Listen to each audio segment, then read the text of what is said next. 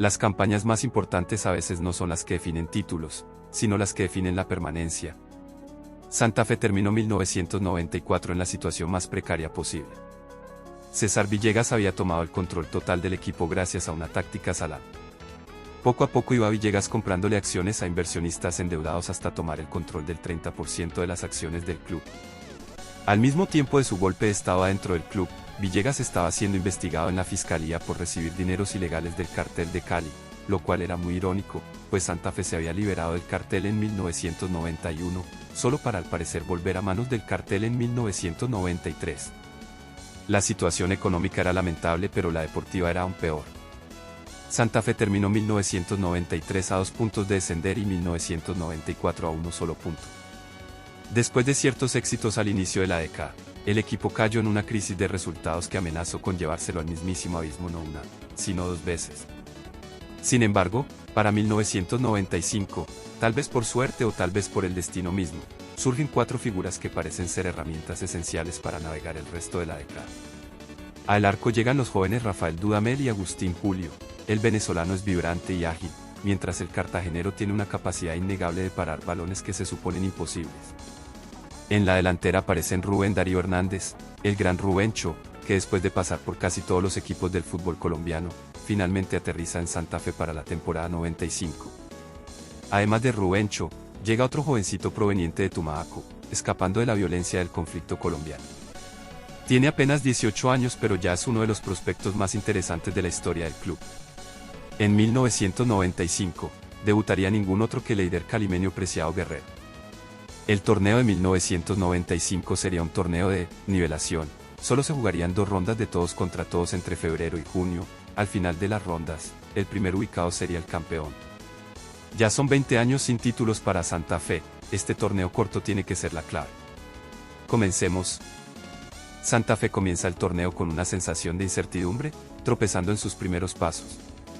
3 empates consecutivos, ante Quindío, Nacional y Envigado, marcan los primeros puntos de este Santa Fe 95, y cada partido parece seguir una narrativa frustrante y repetitiva. El equipo logra ponerse en ventaja, a veces con 1 o incluso 2 goles, pero rápidamente pierde el control, y el empate se convierte en un desenlace familiar, aunque, por fortuna, al menos evitan la derrota. La sombra del año anterior aún se cierne sobre el equipo, y el fantasma de la desestabilización parece estar siempre al acecho. En medio de esta tormenta de incertidumbre, surge una luz salvadora, Daniel Tilger. Su figura se alza como el baluarte que evita un desastre mayor, convirtiéndose en la chispa que mantiene viva la esperanza en la cúpula santafereña, incluso cuando todo parece desmoronarse. Pero, como si el destino decidiera recompensar la perseverancia del equipo, Santa Fe encuentra su ritmo. Tras estos empates iniciales, el rendimiento del equipo da un giro inesperado. Una victoria contundente por 3-0 ante el Pereira y un ajustado 1-0 frente al Atlético Huila reviven la ilusión. El equipo entra en la carrera inicial por el título, demostrando que, aunque el camino ha sido accidentado, la meta aún es alcanzable.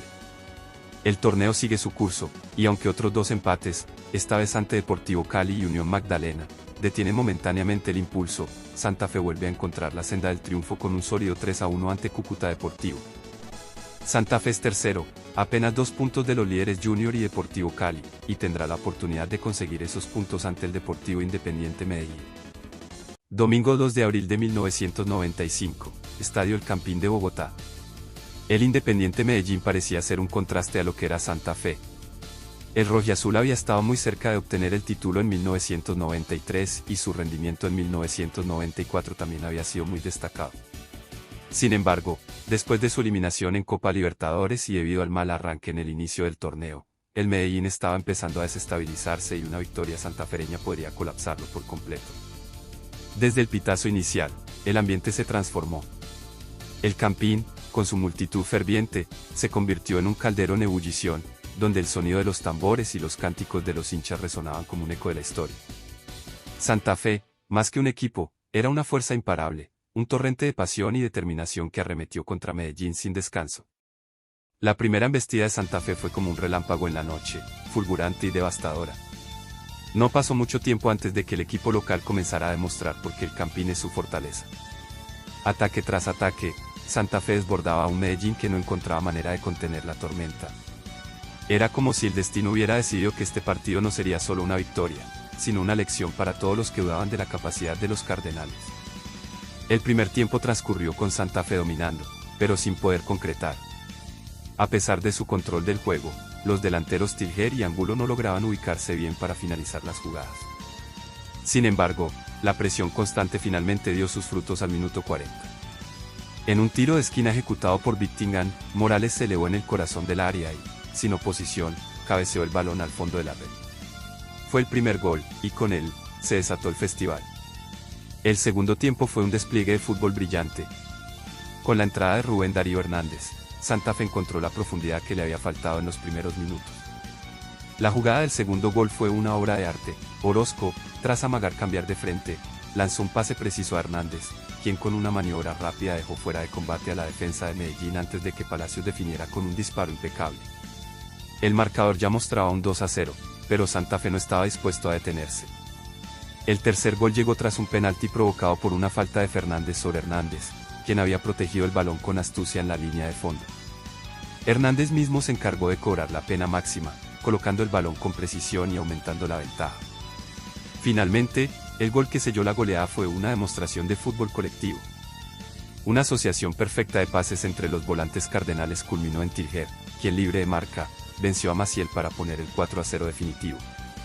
Este gol no solo cerró el partido, fue la culminación de una jugada de 25 toques que dejó a la afición en éxtasis, coreando "olé, olé" en un campín que vibraba con cada pase.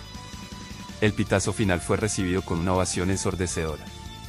Santa Fe había demostrado, en una tarde mágica, que estaba dispuesto a luchar hasta el final, y que bajo su escudo late un corazón lleno de orgullo, historia y una inquebrantable voluntad de triunfar. Este partido, más que un simple resultado, fue un recordatorio de lo que significa vestir la camiseta cardenal, una tradición de lucha, pasión y, sobre todo, una implacable búsqueda de la gloria. 7 de mayo de 1995, Estadio Hernán Ramírez Villegas, Pereira. El contexto no podía ser más sombrío. 9 fechas sin ganar, un equipo plagado de infortunios, expulsiones y lesiones, y una afición que, a pesar de todo, se mantenía firme en su fe. ¿Quién podría culparlos si hubieran bajado los brazos? ¿Quién habría imaginado que, después de tantas caídas, se alzarían con una victoria tan rotunda? Pero eso es lo que hace a Santa Fe único, la capacidad de sobreponerse a las adversidades más crueles con una determinación casi obstinada. Cuando el equipo saltó al campo en Pereira, llevaba a cuestas no solo la carga de la racha negativa, sino también el peso de la historia. Y sin embargo, algo había cambiado. Tal vez fue la caravana de 500 hinchas que, sin importar la distancia ni la mala suerte que los perseguía, viajaron con la esperanza intacta. Tal vez fue el mismo espíritu indomable de Santa Fe, que, como un ave fénix, decidió que ya era hora de renacer. Desde el primer minuto, se sintió que este partido sería diferente. Santa Fe jugaba con una energía renovada, como si cada pase, cada avance, fuera un acto de redención. Los rojiblancos se movían en el campo con una sincronía que no se había visto en semanas, como si finalmente hubieran encontrado el ritmo que tanto les había faltado. Y entonces, empezó la magia. El primer gol fue como un rayo de esperanza que atravesó la oscura nube que había envuelto al equipo. No fue solo un gol, fue un grito de liberación, un recordatorio de que Santa Fe, aunque golpeado, seguía vivo y peleando. El estadio se llenó de una emoción que había estado ausente durante mucho tiempo. Los corazones de los hinchas latían al unísono con la esperanza de que este fuera el comienzo de algo nuevo. Pero Pereira no se rendiría fácilmente. La resistencia del rival fue intensa, y por un momento, el miedo de un nuevo tropiezo asomó entre las filas santafereñas. Sin embargo, Santa Fe había decidido que esta noche sería suya. Con una determinación feroz, volvieron a atacar, desbordando por las bandas, combinando jugadas que desarmaban la defensa local.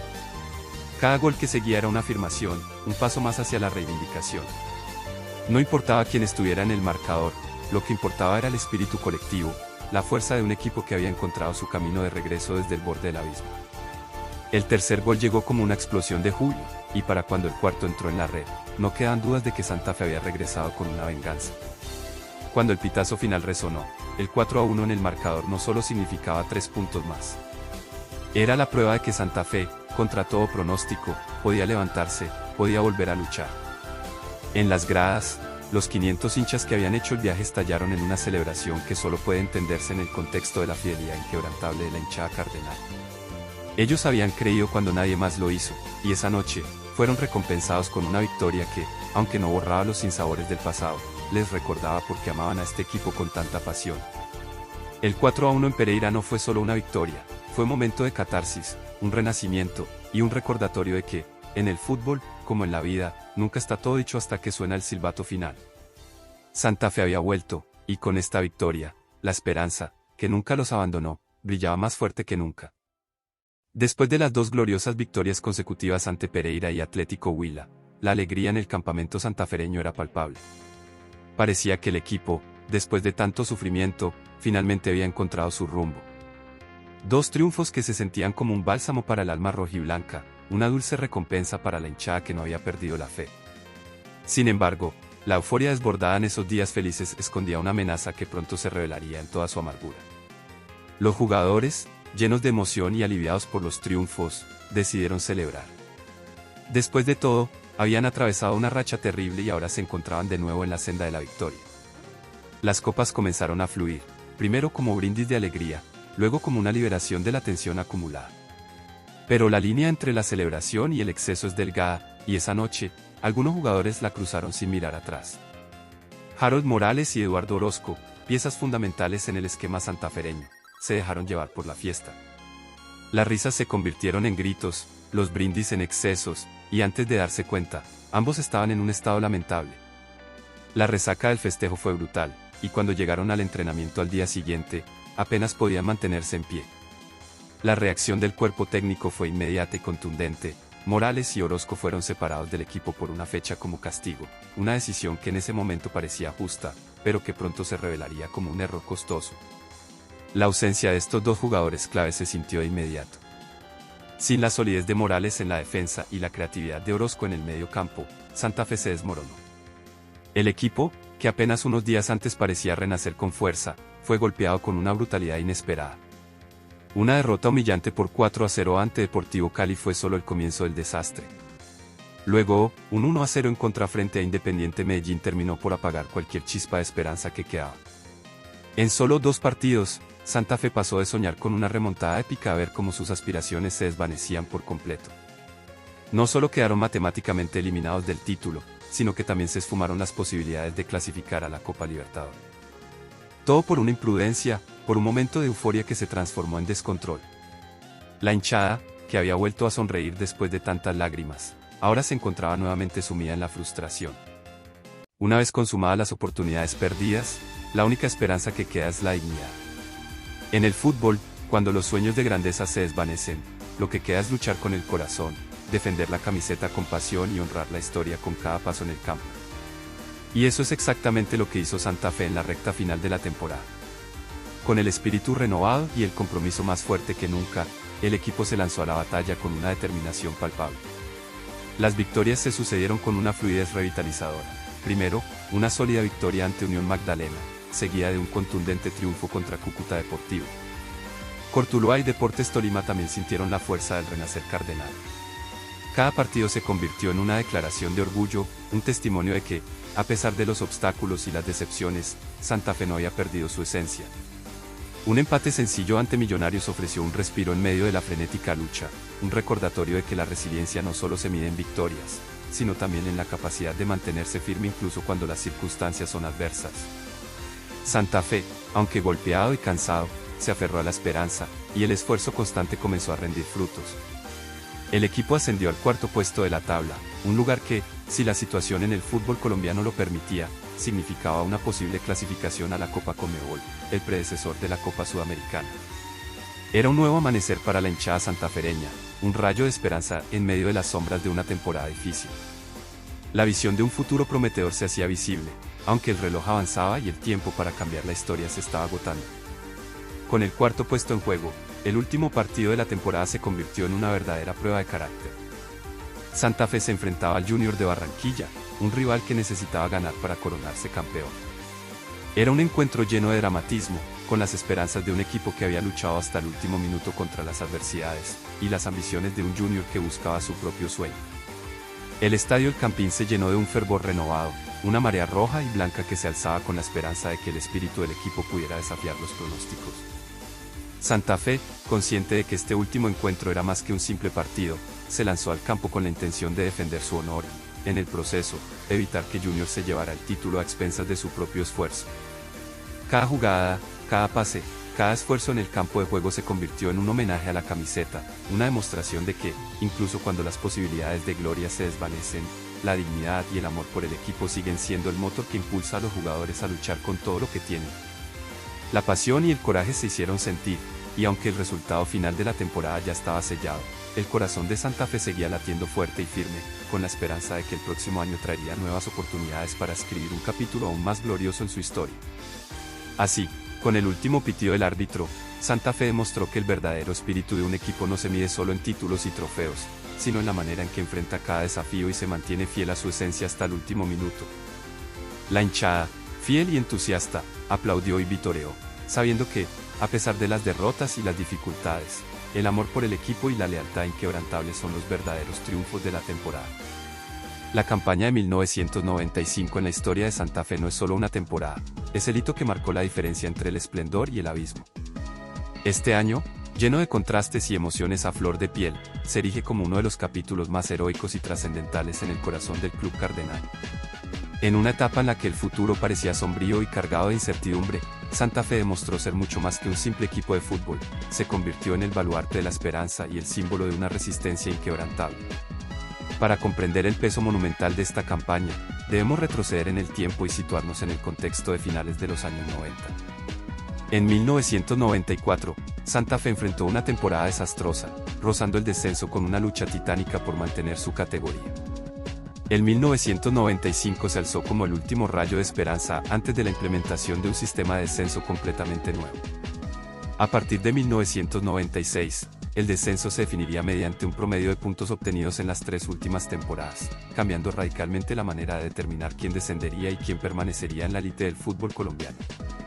En esta encrucijada, Santa Fe, con una temporada previa de 1994 que había sido un desastre absoluto, necesitaba más que nunca una campaña de resurgimiento. La 1995 se convirtió en el amortiguador crucial entre un pasado doloroso y un futuro incierto. Si el equipo no hubiera tenido el ímpetu de 1995, el nuevo sistema de promedios habría castigado duramente al club. La campaña de 1996, con sus 50 puntos de 144 posibles y su penúltimo puesto, habría sido una condena inapelable, y Santa Fe habría descendido, arrastrando consigo todo lo que representaba. Pero lo que hace de 1995 una epopeya heroica no es solo la lucha por el descenso, sino el espíritu y la pasión que emanaron de cada rincón del estadio, de cada corazón que latía al unísono con la camiseta roja y blanca. Cada victoria, cada empate, cada derrota fue un paso más hacia la redención y la preservación de un legado que parecía a punto de esfumarse. Las gestas de este equipo, sin trofeos ni medallas, sin el brillo de los campeonatos, fueron una batalla titánica para mantener vivo el honor y el orgullo de un club que, en su esencia, es mucho más que una simple entidad deportiva. Si Santa Fe hubiese descendido en 1996, la historia del club habría cambiado por completo.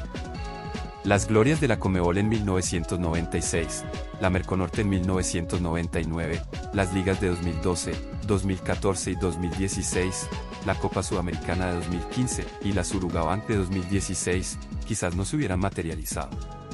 Los grandes ídolos de finales de la década, la vibrante guardia albiroja sur y las emociones que conlleva la pasión por el rojo y blanco, podrían haber sido una ilusión lejana, distorsionada por un destino incierto. La campaña de 1995 es, en esencia, el reflejo de la grandeza y la resiliencia de Santa Fe. Es el testimonio de un club que, a pesar de las adversidades, se mantuvo firme y luchó con el corazón en la mano. Cada partido, cada gol, cada sacrificio en el campo de juego fue un acto heroico que permitió a Santa Fe mantener su lugar en el firmamento del fútbol colombiano. Es una lección de valentía y pasión que resuena a través de los años, recordándonos que, en el deporte como en la vida, los verdaderos héroes son aquellos que luchan con dignidad hasta el último aliento. Así, el equipo de 1995, sin trofeos ni títulos, permanece en la memoria de todos como el bastión de la esperanza y la resistencia, el pilar que permitió que el orgullo de Bogotá siguiera brillando con fuerza, año tras año, en la primera división del fútbol colombiano. De las cenizas de un fuego se puede crear la llama más fuerte. Santa Fe no podía esperar para despertar de la pesadilla que llevaba viviendo desde 1993. En un abrir y cerrar de ojos, el equipo había pasado de jugar el cuadrangular final de 1990, 1991 y 1992, a quedarse a 4 puntos de descender en 1993 y a 1 punto en 1994.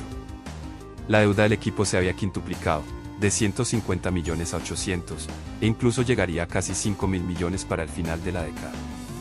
El equipo llevaba 20 años sin salir campeón, había sufrido liquidaciones, embargos, sanciones, deducciones, era como estuviesen siendo castigados por un crimen que no cometieron, que nunca cometieron. Santa Fe pasó de ser el segundo con más títulos, al tercero, y ahora, con el título de Nacional en 1994, el cuarto. La supergrandeza de Santa Fe sufría golpe tras golpe, y parecía no haber remedio para este mal. Santa Fe por fin logra obtener un buen puesto al quedar cuarto en 1995, pero todavía estaba muy lejos de su séptimo título, aquel que ya parecía más una esperanza que un hecho. Una vez termina el torneo Transición de 1995, inicia el torneo de 1995 a 1996. Un torneo de calendario europeo dividido en apertura y finalización.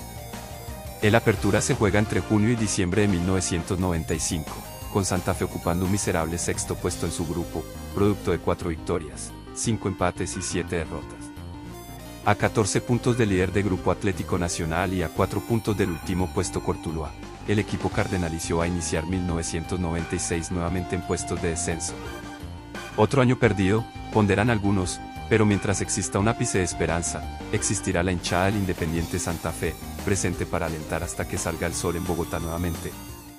Bajo el nuevo presidente Edgar Plazas, empieza el torneo finalización y Santa Fe de Tajo recibe una deducción de 2 puntos a causa de deudas y demás infracciones. En sus primeros 5 partidos, Santa Fe obtiene 3 victorias y 2 derrotas, incluyéndose un excelente 5-3 ante el Deportes Tolima. El equipo parece ser fuerte en el Campín y de buena capacidad goleadora ahora del legendario Tren Valencia y el modesto pero útil joven Francisco Whiting. Sin embargo, después de perder el clásico ante Millonarios el 19 de febrero, el equipo se va abajo, perdiendo además ante Nacional, América y Quindío, apenas recuperando un poco de posición al derrotar a un pésimo Independiente Medellín que estaba enfrentando una crisis institucional idéntica, sino que directamente peor a la de Santa Fe. Condicionado por los 2 puntos deducidos desde el inicio del torneo, Santa Fe hace todo lo posible para salir del último puesto de la clasificación, pues, debido a los pésimos resultados de 1994 y la segunda mitad de 1995, existe la real y muy peligrosa posibilidad de descender. Santa Fe se ubica en el 10º puesto del descenso, a unos cómodos 8 puntos de descender, pero que podrían volverse polvo en caso de seguir en tan mala racha.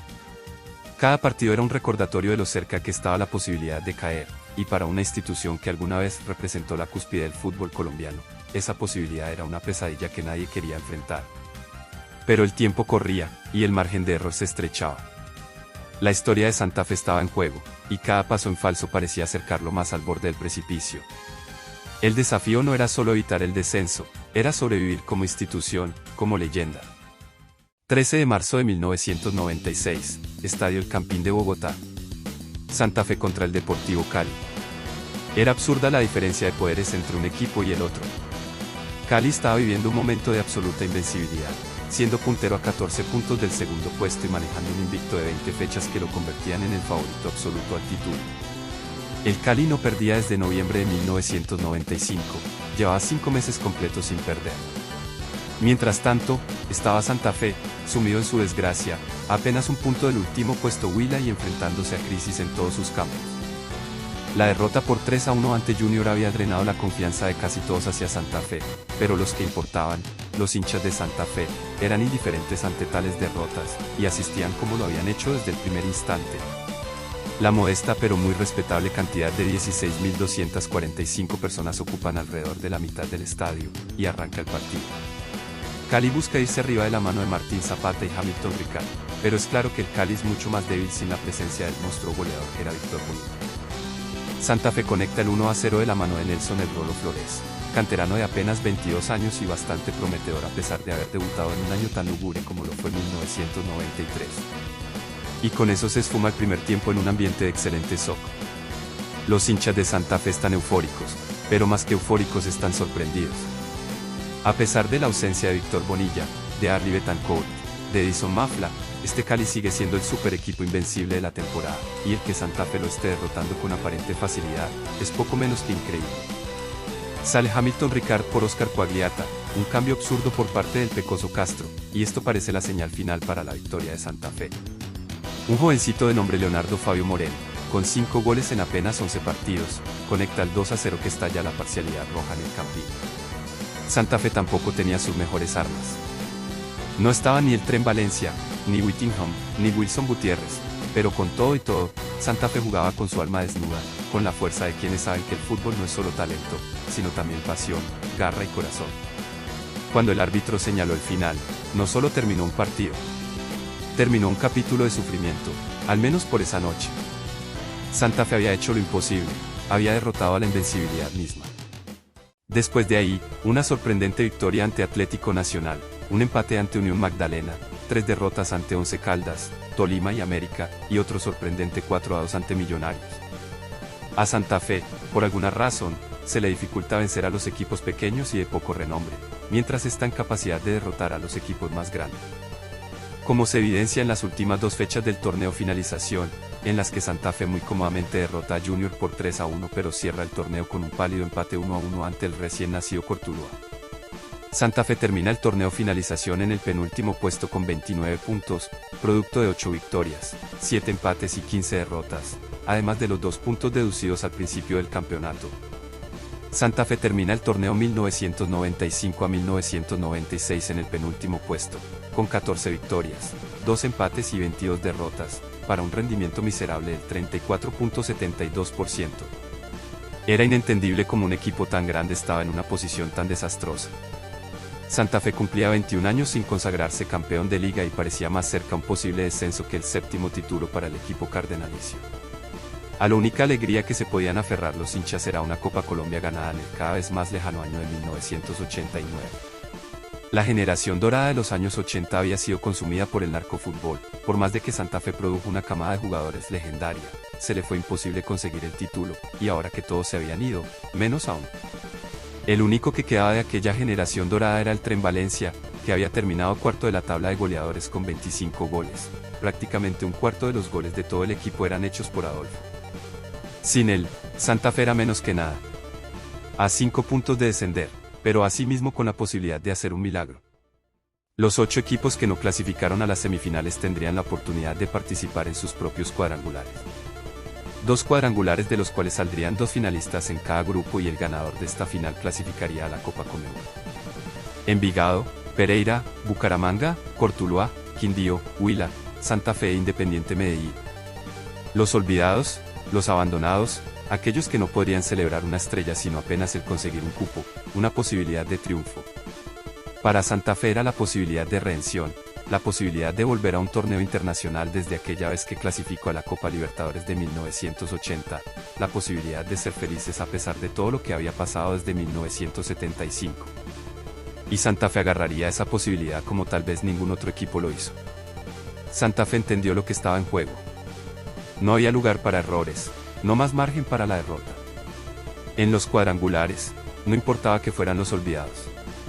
Lo que importaba era que, por primera vez en años, tenían algo que ganar. La participación de Santa Fe en el cuadrangular de los olvidados es aterradora teniendo en cuenta el nivel de los equipos a los que se estaba enfrentando. Llegaba a la dirección técnica el argentino Pablo Centrún después de la salida de Julio Comesaña y el interinato de Utalfino Castaño. La hinchada estaba completamente furiosa, recordando la última vez que un argentino había dirigido al equipo. La pésima campaña de Roberto Perfumo en 1993 había drenado toda confianza en un técnico de la escuela rioplatense. Sin embargo, después de toda la furia y después de que la hinchada mandara un par de cartas al periódico El Tiempo para desahogar un poco de su frustración, lo único que quedaba era creer.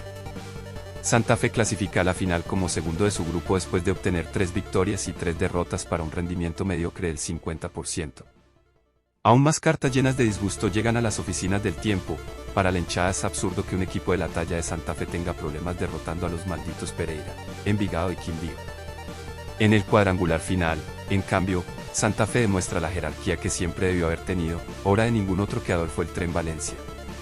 Con 11 goles a favor, 4 en contra, con 4 victorias, 2 empates y 0 derrotas, Santa Fe supera a Envigado, Cortuluá e Independiente Medellín para quedarse con el cupo a la Copa Conmebol de 1996. Finalmente parece salir un poco de sol en la sabana de Santa Fe de Bogotá. Santa Fe obtiene su premio de consolación y ahora estará en las manos de una nómina inestable, impopular y de muy bajo nivel, el traer un torneo continental para Colombia. Por primera vez en mucho tiempo, había esperanza en las gradas del Campín. Y eso, para Santa Fe, ya era una victoria. 19 de septiembre de 1996, Estadio El Campín de Bogotá. El ambiente tenía un aire de melancolía, como si cada hincha presente recordara lo lejos que había estado su equipo de los reflectores internacionales en los últimos años. Aún así, la fe era inquebrantable. Ante poco menos de 9.000 personas, los más fieles, Santa Fe se enfrentaba al Deportivo Táchira, de lo más decente que Venezuela tenía para ofrecer en cuanto a fútbol sudamericano. Como dijo la reacción del Tiempo, anoche, en el Campín, solo hubo un equipo. Santa Fe solamente ganó 3-0 y digo solamente porque pudo haber sido hasta media docena. Al 31, Grigori Méndez cabecea tímidamente en medio de un enredo entre santafereños y tachirenses, con tan buena suerte que ninguno de los presentes interrumpe el disparo, y es 1-0 a favor de Santa Fe de la manera más caricaturesca posible. Poco después del gol, el controversial árbitro Bayro Moreno cobra penalti para el Táchira después de una mano que en situaciones normales no implicaría penalti. Se pone en pie el colombiano Orlando Rojas, y cobra un penalti horroroso, mandándola fuera de la cancha. Con eso, ya es game over para el Táchira, el equipo venezolano colapsa en su totalidad y solamente puede mirar con agonía como Santa Fe hace 2 goles en 4 minutos y liquida en su totalidad este primer partido de Copa Conmebol. Santa Fe 3, Táchira 0. Santa Fe clasifica a los cuartos de final ante el Club Atlético Bragantino, equipo modesto de Sao Paulo pero que estaba siendo dirigido por Jair Pereira, quien ya había salido campeón con Flamengo, Cruzeiro, Vasco da Gama e incluso campeón mundial sub-20 con la selección de Brasil. Un equipo débil, pero siendo entrenado a la perfección por un maestro de fútbol. Sin embargo, antes de todo, Santa Fe tiene otros compromisos que atender. La liga de 1996 a 1997 está a punto de empezar, y Santa Fe tiene que concentrarse en ella antes de volver a su aventura continental. El arranque es de hecho espectacular. Entre septiembre y octubre, Santa Fe derrota a Millonarios, Tolima y Cortuluá, y asimismo consigue empates ante Cúcuta y Once Caldas. Antes de su partido ante Bragantino, el equipo cardenalicio aplasta por 4-0 al Unión Magdalena y derrota por 3-2 al Envigado en un duelo espectacular que funge como la revancha de los duelos en la liguilla de los olvidados. Santa Fe no es favorito al título ni mucho menos, pero sí tiene un registro positivo y está ocupando uno de los puestos de clasificación a las semifinales por primera vez desde 1992. Casi 5 años tuvieron que pasar para que Santa Fe mostrara, aunque fuera por un mísero instante, que tenía la capacidad para ser semifinalista. La Copa Conmebol esperaba. La racha en la liga no solo le dio confianza al equipo, sino también a su hinchada, que comenzaba a llenar nuevamente las gradas del Campín. Había un nuevo aire, un nuevo espíritu. 17 de octubre de 1996, Estadio El Campín de Bogotá. Al mismo tiempo que Santa Fe enfrenta a Bragantino por la Copa Conmebol, Atlético Nacional enfrenta a Santos por la Supercopa Sudamericana. 2 duelos entre colombianos y brasileños, uno para un torneo de primer nivel y otro para un torneo de segundo nivel, pero con resultados muy distintos. Las limitaciones técnicas y futbolísticas siguen siendo las mismas. El corazón, no obstante, todavía no muestra toda su capacidad. Es más, se encuentra en permanente crecimiento. De la mano de los buenos resultados, este Santa Fe crece y crece. Así fue a través de su historia. Santa Fe solamente hace un gol. Un gran remate de Whittingham al minuto 9 que pone el 1-0 a favor de Santa Fe. Los demás 171 minutos de la llave son del más puro sufrimiento, de demostrar que no se tiene el fútbol ni el nivel, pero sí el corazón. El arquero Dudamel defiende ese gol de Whittingham con todo lo que tiene, una y otra vez, primero en el Campín y luego en el Marcelo Stefani de Brasil. Los 9.000 se duplicaron, y pronto serán aún más, pues Santa Fe se ha alzado y ese amanecer tímido que se consiguió al clasificarse ante Envigado, es ahora un rayo de sol que rejuvenece hasta el alma más cansada. Santa Fe 1, Bragantino 0. Mientras el flamante Atlético Nacional pierde su pase a las semifinales de la Supercopa Sudamericana ante Santos por la vía de penales, Santa Fe es semifinalista de la Copa Conmebol.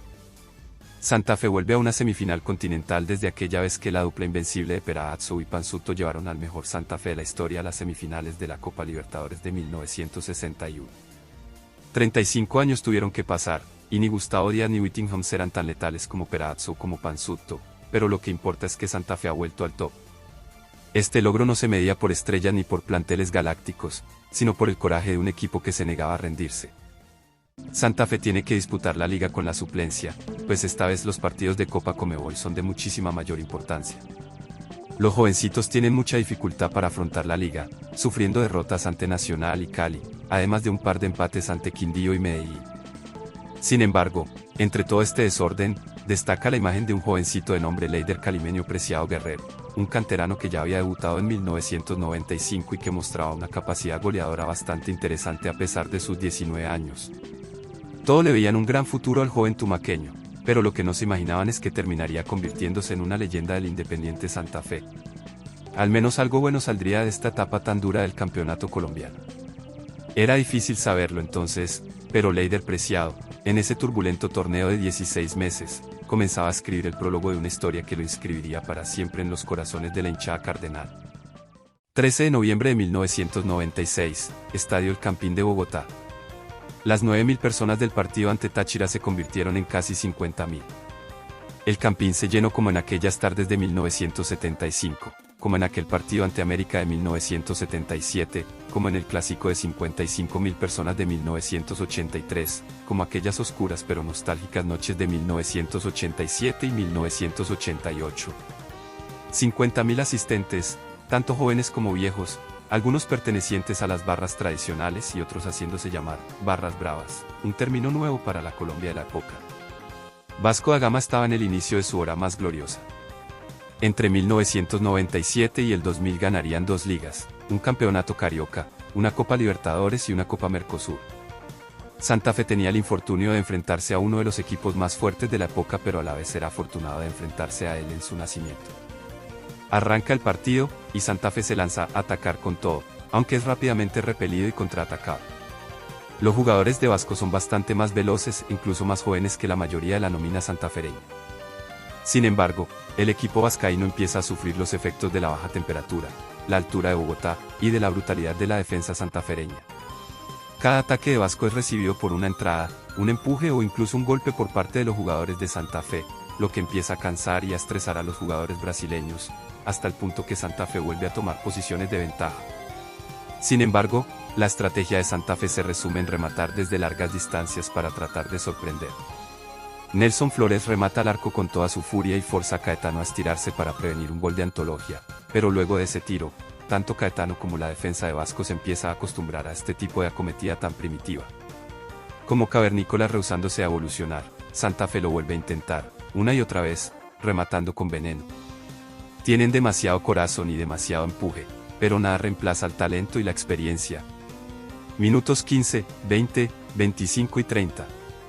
Sale la noticia de que Lanús aplastó al campeón vigente Rosario Central por un global de 6-1 y con ello se convierte en el primer finalista de la Copa, aquel que será el rival de Santa Fe, si Dios quiere. Minuto 40, es Flores aquel quien se levanta de la mediocridad, y tira una gambeta para desmarcarse de Luisino, además de conectar un túnel excelente con el cual también deja atrás a otro defensa vascaíno. Justo cuando Flores va a conectar el centro, es el propio Luisino quien se quema su espalda bloqueando el tiro y mandando al balón al tiro de esquina. Flores inmediatamente corre, no dejando ni un solo segundo de respiro para Vasco da Gama. Al bogotano ya le ha tocado mucho con solo 22 años. Ya le ha tocado luchar junto a su equipo por no descender 3 veces, ya le ha tocado empatar y perder en grandes cantidades, ya le ha tocado ver algunas estrellas del equipo irse sin pena ni gloria, y ahora le toca llevar a Santa Fe a su hora más gloriosa. Centro de Flores, conecta a Robert Villamizar, y el Campín estalla en pólvora y emoción, como muy pocas veces en su historia. Santa Fe 1, Vasco 0. Ahora Santa Fe y Vasco jugarán definición desde el punto penal. El tiempo pasa y los roles se invierten, es ahora Vasco quien remata salvajemente desde afuera del área y son los jugadores vascaínos los que responden a cualquier ataque con violenta falta. El reloj electrónico del Campín parece nunca moverse y la temperatura se siente como si hubiese bajado de 13 grados a 0. Finalmente, a las 10 de la noche, se pita el final del partido, es hora del todo o nada. Era la primera vez que Santa Fe jugaba una definición desde el punto penal. La última vez que se había clasificado después de un empate, lo había hecho por el lanzamiento de moneda, allá en la Libertadores de 1961. Sin embargo, podría decirse que esta tanda de penales requerirá de la misma suerte que un lanzamiento. Comienza la tanda de penales a las 10:28 de la noche. El capitán Edmundo para Vasco contra el arquero Dudamel para Santa Fe. Edmundo toma una posición de torero, casi como tratando de provocar. 4 pasos para rematar. Y Dudamel ataja. Y parece que la tajada y subsecuente rugido de la hinchada es tan fuerte, tan increíble, que la luz se corta en el estadio El Campín.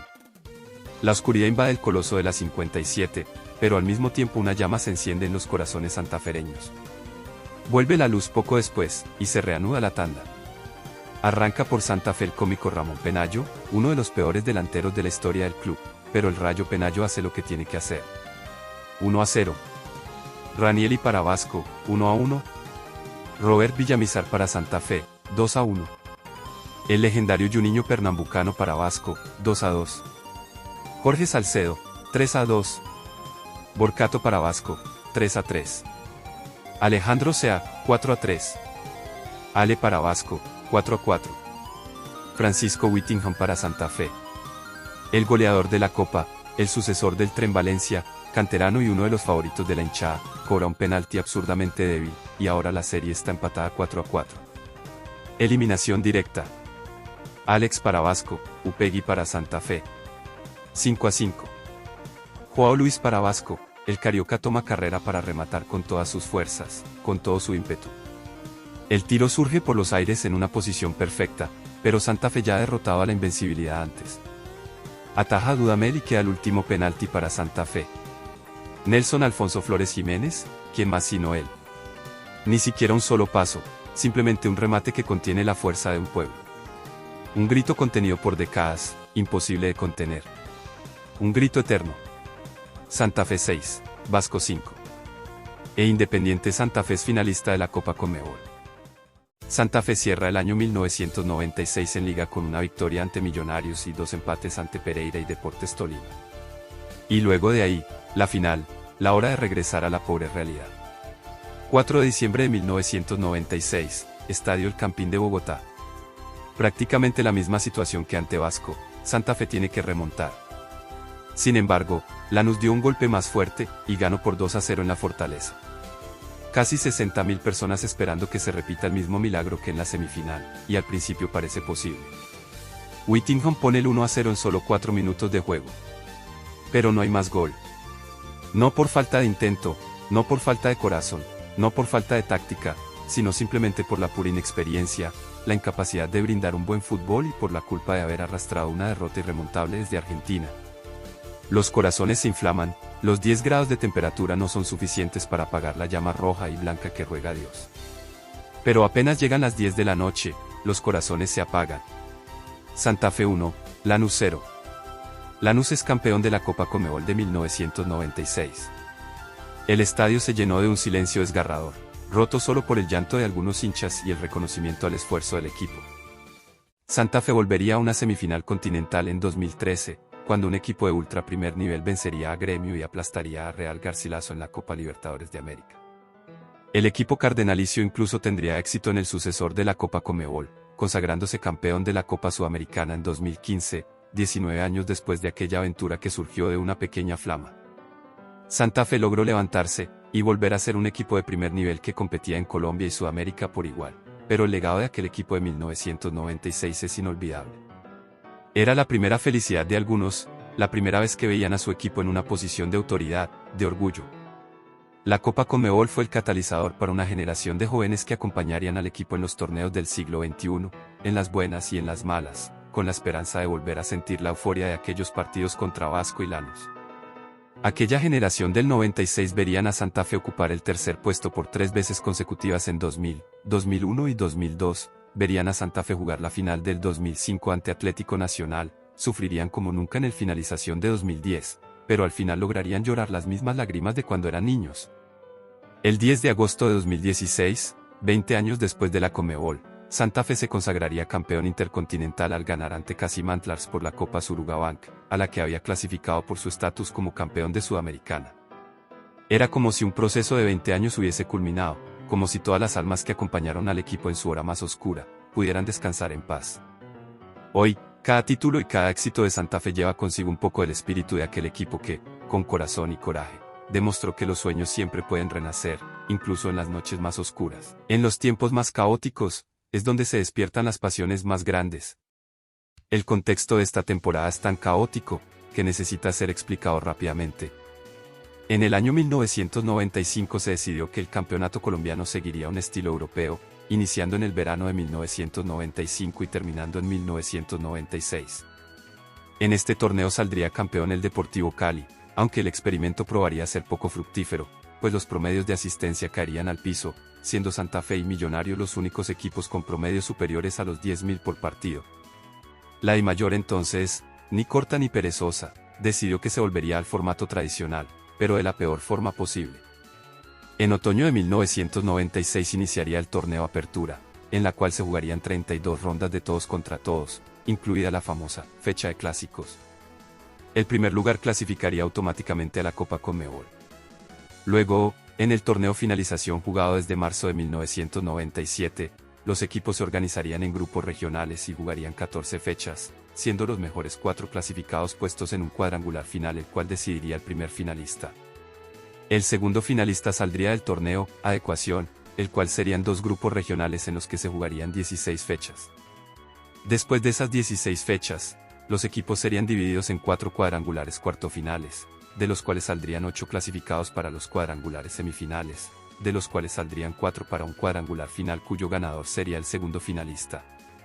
Un desastre en cuanto a organización, pero era el torneo que Santa Fe tenía que enfrentar para romper su racha de 22 años sin títulos. Santa Fe termina 1996 con 26 puntos de 60 posibles. Una marca bastante baja, pero refrescante en comparación al pobrísimo resultado obtenido el torneo anterior.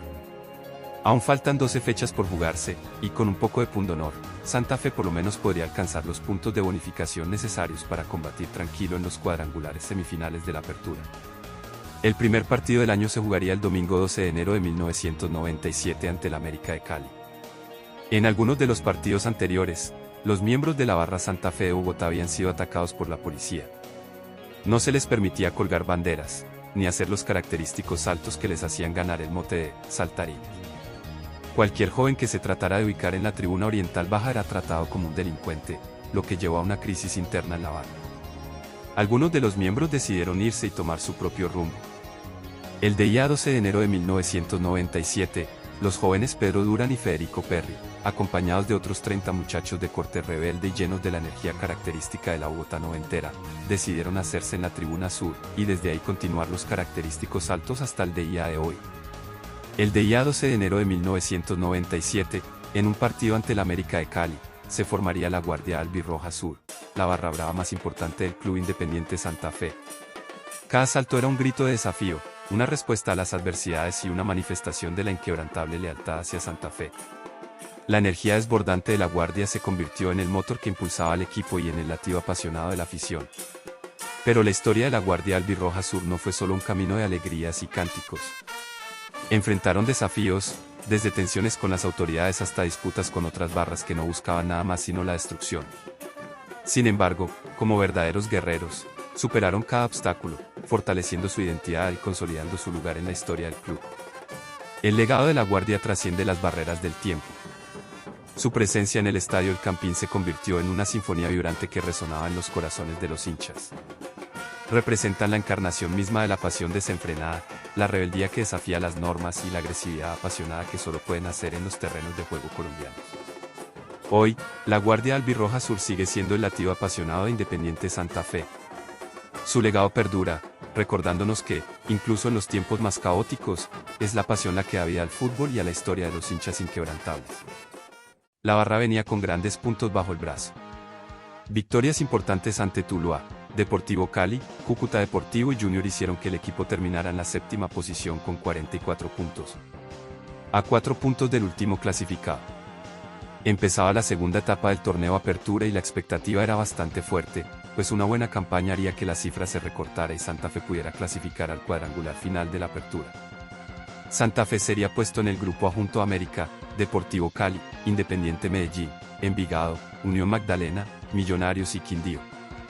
Un grupo absolutamente brutal, el cual probaría ser la perdición para el equipo cardenal. A pesar de una victoria ante Millonarios, Quindío y Envigado, el equipo solo pudo obtener 12 puntos de 42 posibles, bajando del 7º puesto al puesto 11, perdiendo el primer cupo a la final de una manera bastante dolorosa. La situación se volvía cada vez más crítica para Santa Fe en su lucha por alcanzar la final anhelada. A pesar del fervor y la energía inquebrantable de decenas de miles de almas, el equipo se encontraba atrapado en una encrucijada. La competencia en el grupo A resultó ser un desafío insuperable. Sin embargo, en medio de la adversidad, los saltarines no flaquearon. Su apoyo apasionado y su compromiso inquebrantable se mantuvieron firmes, demostrando que la lealtad y la pasión por los colores iban más allá de los resultados en el terreno de juego. La batalla podía haberse perdido, pero la guerra continuaba, y la Guardia estaba lista para seguir alentando con furia y devoción en cada paso del camino. Para el torneo, adecuación, se añade una regla ridícula. En caso de terminar en empate, ambos equipos jugarán una tanda de penales y aquel que la gane obtendrá un punto adicional al conseguido por empatar. Peor aún, los puntos de la primera fase del torneo adecuación continuarían en la segunda fase, por lo que un resultado pobre en la primera fase aseguraría una eliminación temprana. Y lo que se temía, sucede. El 5 de octubre de 1997, Santa Fe derrota a Medellín por 3-1, pero esta victoria no tiene sentido, pues Junior derrota a Tolima y consigue el último cupo a las semifinales por un punto. El formato ridículo dejó eliminados a América, Once Caldas y Santa Fe, pero por lo menos América ya tenía su cupo asegurado desde el torneo Apertura. Santa Fe quedaba fuera de la carrera por el título de manera abrupta, un desenlace que generó no solo descontento, sino también cuestionamientos sobre la lógica y equidad del nuevo formato. Las expectativas y esperanzas de los hinchas se veían truncadas, y la sensación de injusticia impregnaba el ambiente. El equipo cardenal, acostumbrado a forjar su camino en la competición con base en su rendimiento deportivo, se vio afectado por un sistema que introdujo elementos arbitrarios y cuestionables. Finaliza la temporada 1997 el día 8 de noviembre con un empate 1-1 ante Independiente Medellín.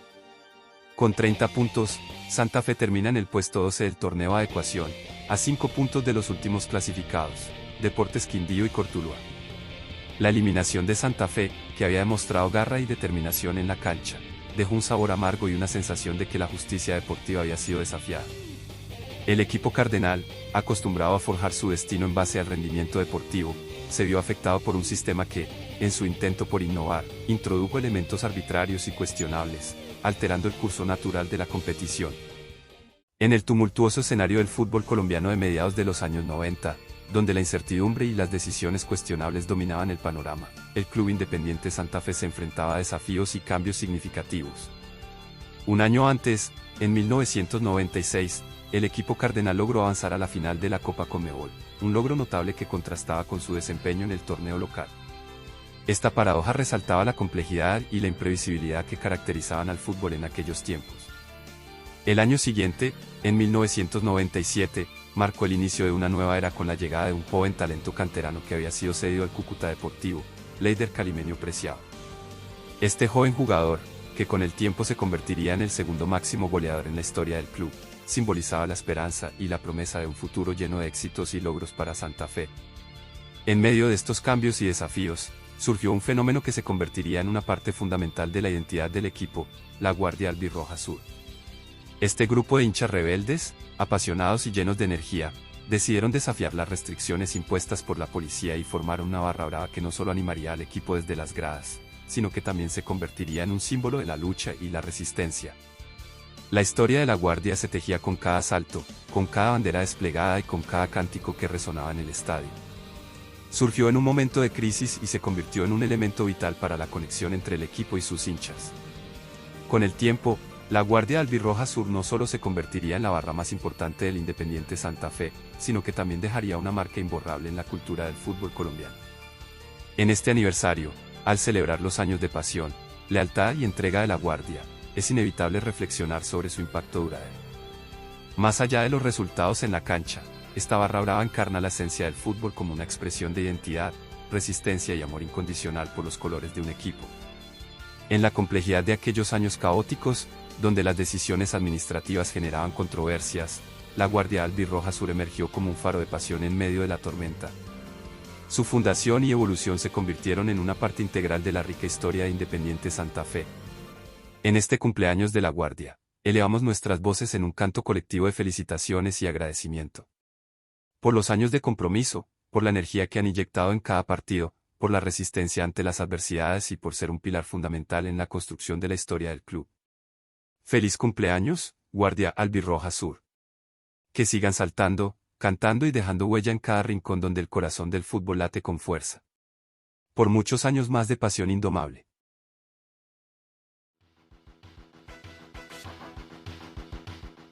En el corazón del fútbol, donde cada latido es un grito de pasión, se encuentran las esencias de los equipos más grandes, las leyendas que han marcado generaciones. Y hoy, queremos llevarte más cerca de esas historias inolvidables con nuestra exclusiva colección de camisetas, cortesía de Camisetas y Tales. Imagina vestir el glorioso rojo del Manchester United o llevar el azul vibrante del Barcelona, todo mientras exploras nuestro catálogo en Instagram. Cada camiseta es una oda a la grandeza, una conexión directa con los momentos inolvidables en la cancha. Estas son cápsulas del tiempo que encapsulan los sueños, los triunfos y las hazañas que han definido el deporte rey. Cada textura, cada detalle, está diseñado para llevar contigo la grandeza de tu equipo favorito. Únete a la hermandad futbolera, viste con el orgullo de tu equipo. Descubre la magia de vestir los colores que amas. Sumérgete en la tradición y el legado con nuestras camisetas, y lleva el espíritu del fútbol a cada paso. Viste grande, vive grande con Camisetas y Tales en Instagram. Les deseo buenas tardes, y espero verlos de nuevo en el próximo video. Tu hogar es donde te sientes mejor. Santa Fe termina 1997 con una barra brava nueva pero con poco más. El equipo terminó en un miserable puesto 11 de 16, a 14 puntos de la clasificación y con una crisis económica producto del juicio a César Villegas como parte del proceso 8000 y la mala prensa que esto genera.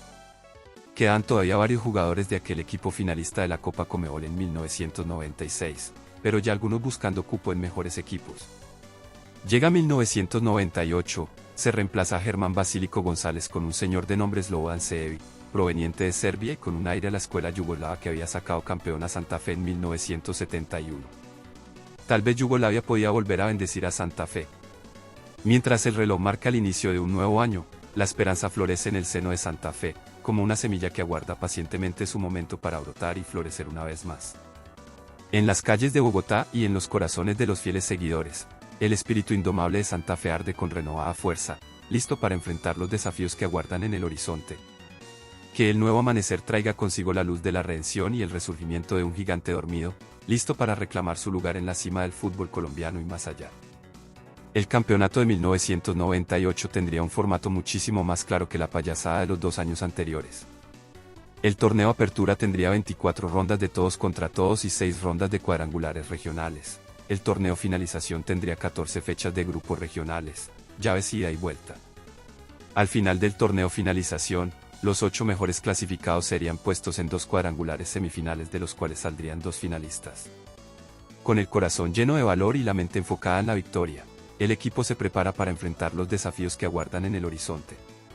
Es un viaje lleno de obstáculos y adversidades, pero también de momentos de grandeza y gloria que quedarán grabados en la memoria de todos los que tengan el privilegio de presenciarlo. Primera fecha, 1 de febrero de 1998, Estadio El Campín de Bogotá ante 40.000 personas. Millonarios es dirigido por ningún otro que Francisco Maturana, uno de los técnicos más importantes de la historia de Colombia. El azul venía de obtener el subcampeonato en 1994 y 1996, además del tercer puesto en 1997. Los esfuerzos del embajador para ganar el título tarde o temprano darían fruto, pensaban algunos. Sin embargo, en esta lucha entre la crisis y el abasto, entre el pueblo y la crema, ganó la fuerza de un pueblo. Millonarios se pone 1-0 gracias a una jugada preparada entre Mario Ramírez y el Pony Maturana. Con eso termina el primer tiempo, apenas una antesala para el segundo. Pasan los minutos, la defensa millonaria no tiene oportunidad ante el ataque santafereño. Byron Marulanda destruye las líneas de defensa y todo termina en los pies del joven Leider Preciado, que hace el primero de los 15 goles que lo convertirían en el máximo goleador del clásico capitalino. 14 minutos después del gol de empate, surge un tiro de esquina que es aprovechado por Orlando Garcés para poner el 2-1. Es una tarde de gloria para Santa Fe, una tarde donde el pueblo se alza triunfante sobre la adversidad y la incertidumbre. Con un juego magistral y un espíritu indomable, el León bogotano muestra al mundo su grandeza y su determinación de alcanzar nuevas alturas en el panorama del fútbol nacional. Lo demás del torneo Apertura es más sencillo pero no por ello menos divertido. Victoria 2-0 ante Unicosta, luego victoria por penales ante Independiente Medellín, derrota por penales ante Deportes Tolima, derrotas ante Envigado y Deportivo Cali, pero una aplastante victoria por 4-0 ante Atlético Bucaramanga y una victoria al último minuto contra Atlético Nacional. Las victorias son acompañadas de victorias, las derrotas son acompañadas de aprendizaje. El camino es mucho más sereno y compacto que el de 1997, y asimismo se empieza a gestar una proeza de aquellas que se discutirán por siempre. Antes del inicio de los cuadrangulares, Santa Fe lleva 12 partidos sin perder en el Campín, siendo su última derrota de local ante Once Caldas en septiembre de 1997. Para los cuadrangulares, Santa Fe es puesto junto a Millonarios, Atlético Huila y Deportes Tolima. La fecha 1 es a su vez la fecha 16 del torneo Apertura. La fecha 2 es a su vez la fecha 17, etc. Victorias por 2-1 ante Huila, victoria por penales de manera espectacular ante Millonarios, victoria por 3-0 ante Deportes Tolima, y ya con eso es suficiente para que Santa Fe sea el primero de su cuadrangular. Cada partido es una oportunidad para dejar una huella imborrable en la historia del fútbol colombiano, y Santa Fe está decidido a escribir su nombre en letras de oro en cada página que se le presente. Finalmente, el 27 de septiembre, Santa Fe termina su participación en el torneo Apertura con una victoria 2-0 ante Cortuluá. Con el tercer puesto y una ventaja de 14 puntos sobre el último clasificado, Santa Fe ya tiene gran parte de su clasificación a la ronda final asegurada, aunque curiosamente, la clasificación pasa a un segundo plano. La noticia sensación de la prensa es aún más interesante. Al final del torneo Apertura, Santa Fe tiene 22 partidos de invicto en el Estadio El Campín. Santa Fe no solo está escribiendo su historia en letras de oro en el fútbol colombiano, sino que también está dejando una marca imborrable en el corazón de cada aficionado, recordándonos que con pasión, sacrificio y determinación, cualquier sueño es posible de alcanzar.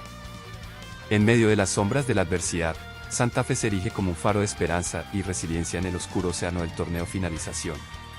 Aunque los resultados no son los esperados y las derrotas son amargas lecciones, el León bogotano se aferra a su fortaleza interior y mantiene en alto el estandarte del orgullo y la determinación. A pesar de los tropiezos y los momentos difíciles, hay una luz que brilla con intensidad en medio de la oscuridad, el invicto de Santa Fe en su fortaleza, el Estadio El Campín. Con cada partido jugado en casa, el equipo desafía las probabilidades y defiende su territorio con ferocidad y coraje.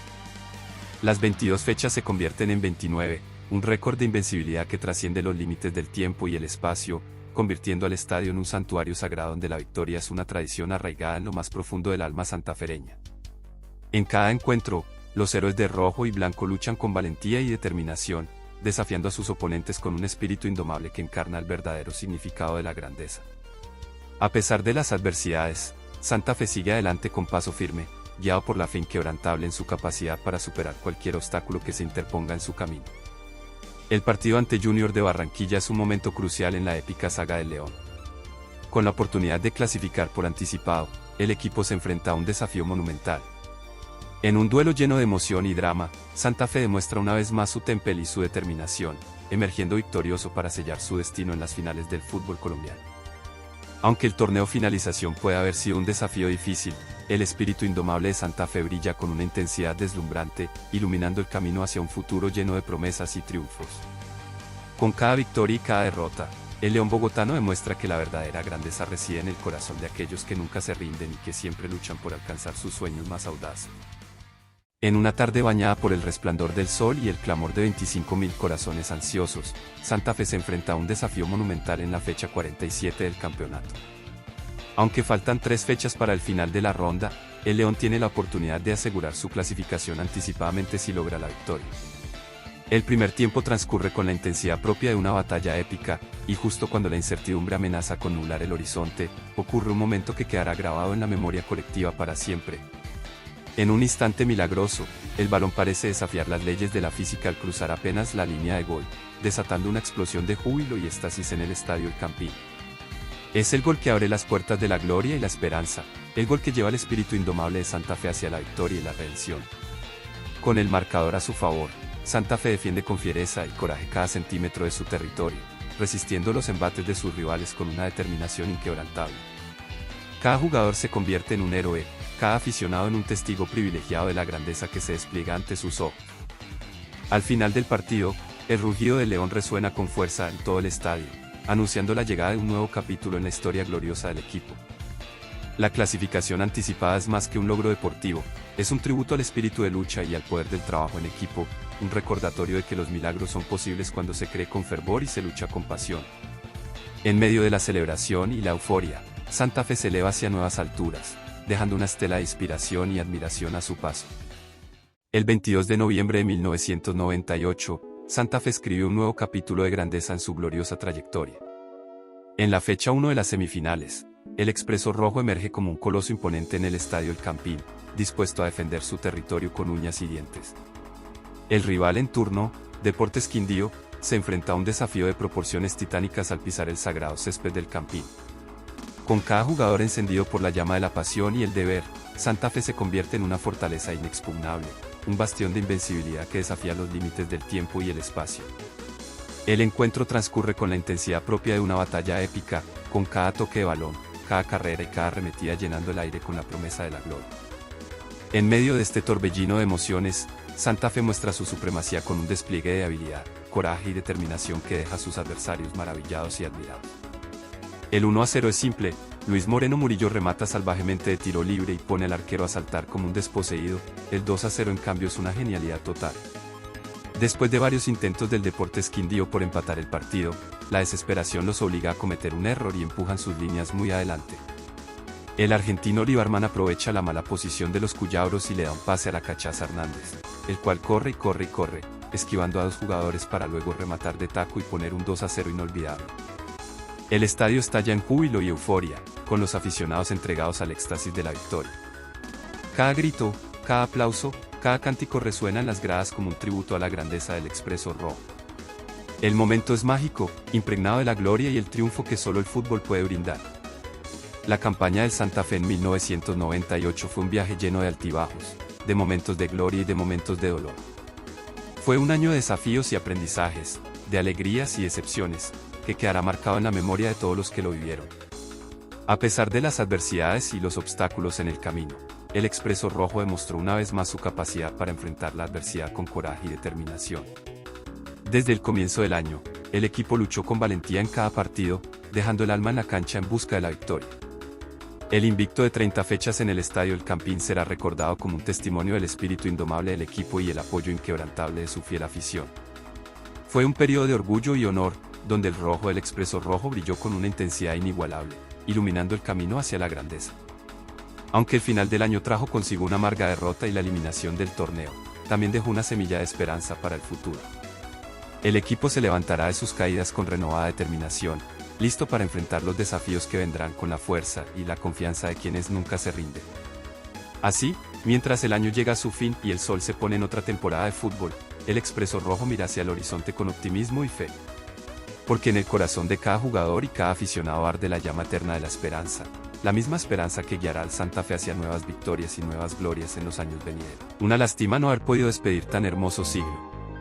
Mil cosas pasaron en los años 90. Santa Fe se libró del yugo del cartel de Cali en 1991 solo para caer nuevamente presa de la corrupción en 1993. El equipo amenazó con descender 3 veces en 1993, 1994 y 1996, siendo 1996 a la vez el año en el que Santa Fe disputaría su primera final continental ante Lanús por Copa Conmebol. La deuda había pasado de 150 millones en 1985 a poco menos de 6.000 millones para 1998. Las ventas del Tren Valencia, el líder preciado del Bayern Múnich y el Racing de Santander habían sido un desastre y nada del dinero terminó siendo reinvertido en el club, desperdiciándose, entre comillas, pagar deudas. Para 1999, Santa Fe ya llevaba 24 años sin liga y no se había clasificado a la fase final desde 1991. La campaña anterior empezó de una manera increíblemente esperanzadora en el Apertura, pero el equipo colapsó a la hora de jugar en finalización y terminaría eliminado de los cuadrangulares semifinales con apenas una victoria en 6 partidos. Prácticamente nada iba a llegar para 1999. El único refuerzo de renombre es un canterano samario de nombre Aldo Leao Ramírez. De resto, poco o nada en comparación al equipo de 1998. Santa Fe seguía vivo, a duras penas, y tendría la posibilidad de convertirse en el último campeón del milenio a pesar de todas sus deficiencias. Arranca la Apertura, y así como en 1998, Santa Fe es bastante correcto al inicio. Un victoria y 2 empates ante Huila, Tolima y Nacional, a los cuales Santa Fe tiene que enfrentarse 3 veces en poco menos de un mes debido al confuso formato de torneo. Las victorias y empates ante Huila y Tolima son bien recibidas pero no generan mucha sorpresa. La que sí es sorprendente es la victoria por 2-0 ante Atlético Nacional, quien venía cabalgando el torneo junto a la América. Para el final de la primera mitad de la apertura, Santa Fe tiene 15 puntos de 30 posibles, un mediocre rendimiento del 50%. La derrota ante el campeón Cali prueba ser un colapso para la frágil moral santafereña, y lo que queda entonces es una ráfaga de clásicos capitalinos. Entre marzo y junio, Santa Fe tendrá que enfrentarse a Millonarios 4 veces. En un contexto donde Santa Fe lleva años buscando recuperar su grandeza, medirse contra el eterno rival en tantas ocasiones consecutivas será un examen de carácter, pasión e historia. Los clásicos serán la clave para mantener viva la ilusión. Si Santa Fe lograba imponerse, no solo ganaría impulso en el torneo, sino que fortalecería el vínculo emocional con una hinchada que seguía creyendo en su equipo a pesar de las adversidades. 7 de marzo de 1999, Estadio El Campín de Bogotá. Millonarios llegaba al clásico después de haber escuchado la peor noticia de su historia. La gran mayoría de las acciones del equipo, que habían pertenecido a Gonzalo Rodríguez Gacha y posteriormente a su familia desde 1983, serían tomadas por la Dirección Nacional de Estupefacientes en un esfuerzo por erradicar los últimos rastros del narcofútbol, la mancha corrupta que había permeado a todos los torneos desde 1979 hasta el proceso 8000. Desde 1999 en adelante, Millonarios estaría en embargo económico, sin patrocinadores, sin cuentas bancarias, y con el gobierno nacional vigilando hasta el último de los movimientos de cualquier miembro del equipo. En la cancha, esta ruina se nota inmediatamente. En un campín completamente lleno, Santa Fe inmediatamente se impone a su hermano criminal. A pesar de un aburrido primer tiempo, en el segundo sucede una genialidad. De un error en defensa, surge un toque entre Milton Rodríguez y la Cachaza Hernández. Apretado y bloqueado, la Cachaza pasa a Gustavo del Toro, quien lanza un latigazo infernal imposible de imaginar, imposible de poner en palabras. El campín ruge en llama rojiblanca y es 1-0 en 5 minutos del segundo tiempo. Con un dominio total del partido, Santa Fe deja correr el tiempo y se acomoda a gusto. Justo después de una ventana de cambios por parte de Millonarios, Seferino Peña ataca inmediatamente después de un pase de la Cachaza. Completamente solo y sin oposición alguna, Peña centra para Milton Rodríguez y es el 2-0 final con el que Santa Fe obtiene el primer clásico capitalino de 1999. En una noche fría de Bogotá, Santa Fe le da una cálida bienvenida al infierno a Millonarios. Lo que sucede después es violencia. En el último clásico capitalino del semestre, aquel del 20 de junio, ocurren los disturbios tan típicos de una barra brava, pero que para aquellos tiempos eran un hecho impensable y totalmente escandaloso. Peleas en las afueras del estadio, en los alrededores del barrio Galerías, incluso extendiéndose por la carrera 30. El barrismo era un fenómeno relativamente nuevo, y había llegado con toda su violencia. No encontrando mejor solución, a Santa Fe se les prohibió jugar en el Campín durante el inicio del torneo finalización, y debido a que los demás estadios de Bogotá eran demasiado pequeños y descuidados para recibir a un equipo de primer nivel como Santa Fe, lo que significaba que Santa Fe tendría que buscar mejores destinos afuera de Bogotá. El exilio de Santa Fe no solo dejó cicatrices en el club, sino que también encendió las alarmas sobre la necesidad de abordar la violencia en los estadios, una lucha que el fútbol colombiano seguiría enfrentando durante décadas. Fecha 1 ante Once Caldas se tiene que jugar en Tunja. Fecha 3 ante Envigado se tiene que jugar en Río Negro, y la fecha 6 ante Deportivo Cali se tiene que jugar muy lejos. San Cristóbal de Venezuela. 29 de agosto de 1999, Estadio Pueblo Nuevo de Venezuela. Independiente Santa Fe, con 5 fechas sin ganar, ante el campeón vigente y subcampeón de Copa Libertadores Deportivo Cali. Tan solo 2 meses habían pasado desde la final entre Deportivo Cali y Palmeiras, sin embargo el equipo caleño había caído en una crisis después de su derrota. Con apenas una victoria, el verdiblanco no estaba en mejor situación que Santa Fe, apenas un par de puntos separando. En una cancha prácticamente neutral, solamente el mejor equipo podría salir avante de su tragedia personal. Arranca el partido y es el Cali quien ataca primero. Martín Zapata remata a arco y el rebote conecta con el palo, yéndose afuera por pura buena suerte. Poco después, Mayer Candelo habilita a Leonardo Mina en una pobrísima labor de defensa y es 1-0 para el Deportivo Cali. Con muy poco, Santa Fe estaba siendo oprimido por Deportivo Cali en una tierra alienígena, totalmente alejada de aquel hogar que había visto cientos de conquistas. Pero está en la naturaleza de Santa Fe, más aun cuando está a punto de ser aniquilado. el surgir con solamente una pequeña flama. Una pluralidad, no más de 1000 hinchas, viajaron hasta Pueblo Nuevo para alentar a Santa Fe.